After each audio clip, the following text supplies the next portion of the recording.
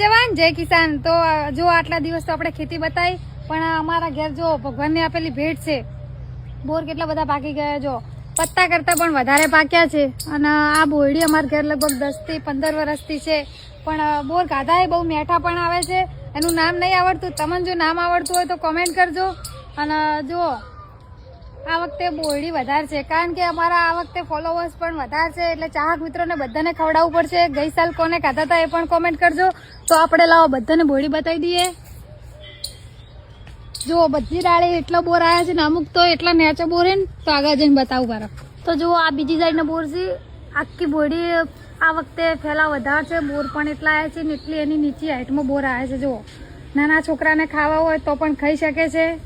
અને આ જુઓ આમાં પાણી ટાંકું છે, એના જોડે અમે એક પાંદડું પણ આ વખતે કાપવું નથી, કારણ કે અમારે આ વખતે બોર ખાવાવાળા બધા ઘણા આવવાના છે।